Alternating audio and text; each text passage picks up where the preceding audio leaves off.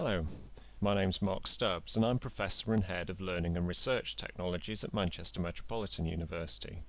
I'm here to provide a 10-minute summary of our JISC-funded curriculum transformation project known as SRC.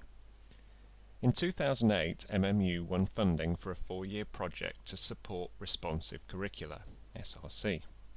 In this brief presentation, I will explain how our ideas about curriculum transformation took on a life of their own and coalesced with an institutional imperative to enhance the quality of assessment for learning, known as EQAL, and we exceeded all our aims for sustainable, university-wide impact.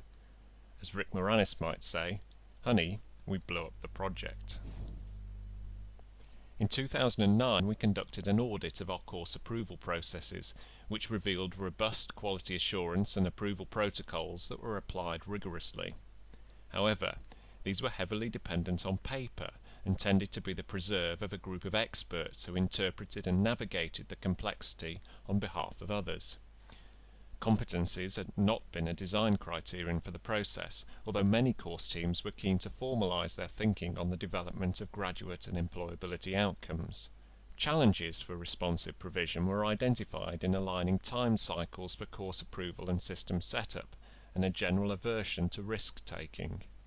Enablers were identified as streamlining document workflows, shifting the balance from upfront approval of designs to more ongoing evaluation of delivery, and making more of established links with employers and professional bodies.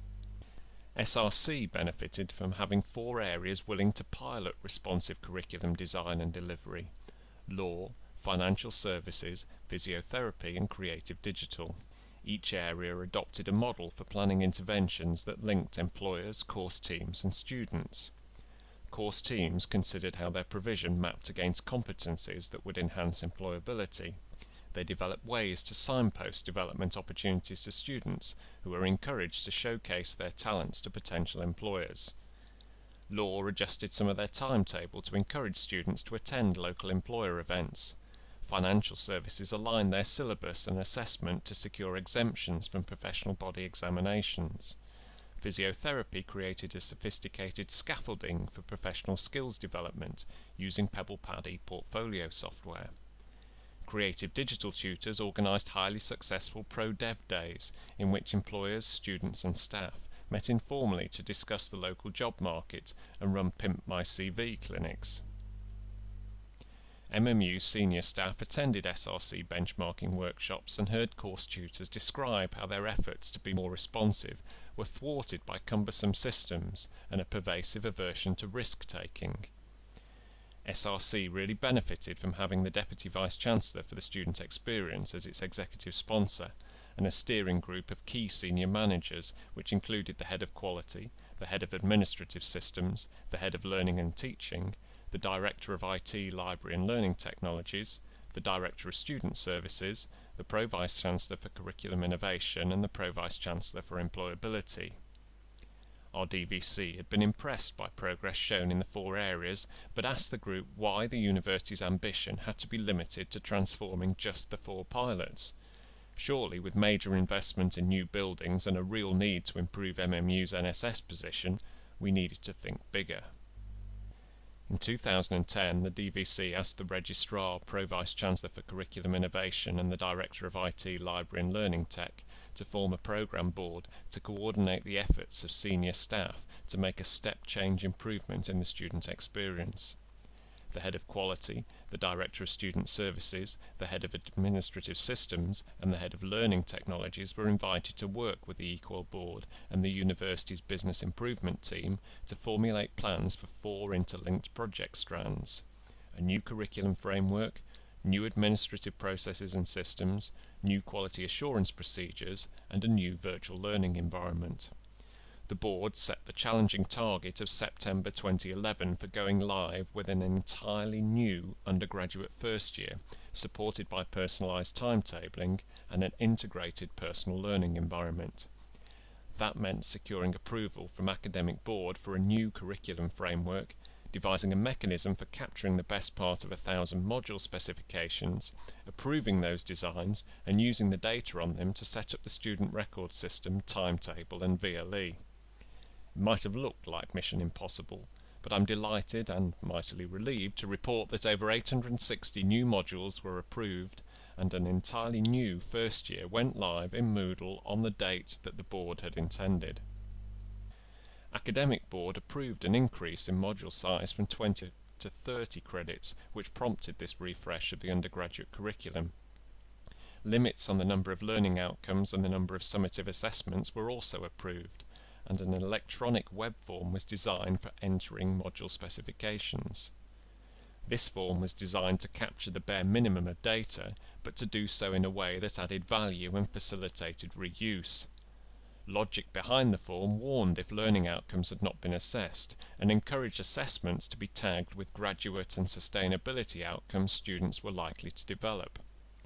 Not all were happy with the level of standardization and transparency in curriculum design, but the EQAL board emphasized that the approach was essential for a step change improvement in student experience. The learning technology strand within EQAL had a simple target of complementing learning materials with personalised and seamless access to administrative information developed elsewhere within the programme. No pressure. Faculty-based e-learning support officers were appointed to give tutors the confidence and competence to use Moodle to support their teaching. A service-oriented architecture was designed to enhance Moodle with relevant information drawn from key university systems. The evolution of this mega mashup approach is described at length in our JISC-funded distributed VLE project known as W2C. However, it relies on two key things: consistent identifiers for users and curriculum, and web services. The mega mashup enables a student logging into Moodle to see their email, timetable, course and modules, and to check for each module the announcements, reading list, assessment deadlines, extensions and past examination papers. Oh, and it had to work first time for 37,000. Did I mention the bit about no pressure? In many ways, EQAL has challenged preconceptions of what's possible in a large institution. 868 modules have been entered, approved, set up, timetabled and populated in a new VLE in 12 months. SRC had always hoped for institutional change, but the pace and scale of EQAL is unprecedented. The first and most important lesson to share is that it's possible. It's all too easy to see the embedded and interconnected nature of university systems, processes and culture as a reason to put university-wide transformation in the too hard box. However, EQAL has demonstrated that if the dominant view is that you can't change anything because you'd have to change everything, then that's exactly what you have to do. Refresh the curriculum, the admin systems and processes, learning and quality processes simultaneously. It isn't easy, and it was a huge ask of MMU staff, and the communications within the project could have been a lot better, but EQAL met its September 2011 target. In doing so, it demonstrated that web services can bring personalised access for 37,000 and highlighted how joined-up systems require accurate data. We really hope that others can draw lessons from the case study that SRC has made it possible to document. Ros Smith has interviewed key stakeholders across the institution and done a great job of assembling the different perspectives into a report that is easy to digest. Given the fractured timelines and cross-cutting views, I had considered Pulp Fiction for this slide, but the typography of Interview with the Vampire fitted the stakeholder perspective rather better. You'll see that EQAL didn't win every heart and mind, but as colleagues see the downstream benefits in Moodle, there is growing realisation that being specific about assessment and delivery has its benefits. With such a massive organisational change, one would normally expect a dip in customer experience, and we may yet see this in the 2012 NSS, but 10,716 students very kindly left us over 58,000 comments in a pre-Christmas online survey, and there are encouraging signs from that intended EQAL benefits are beginning to show through. The good news as well is that our voyage continues. All Level 5 units have now been entered, approved and set up in our systems and will shortly appear in Moodle, ready to be populated for September. The pace doesn't let up for academic colleagues, as Level 6 units will then need to be designed and entered before Christmas, ready to go live in September 2013.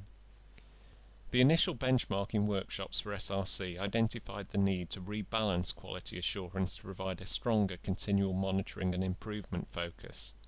A new university-wide infrastructure went live this year that delivers personalised surveys to students and presents the appropriate anonymised ratings and comments to module and programme leaders. Plans are being drawn up for dashboards that combine satisfaction with success and engagement data, but this kind of system and process change is much easier than the cultural and behavioural change required to make the curriculum genuinely responsive. So our mission continues, and SRC and EQAL have enabled us to go forward wiser and more boldly than before.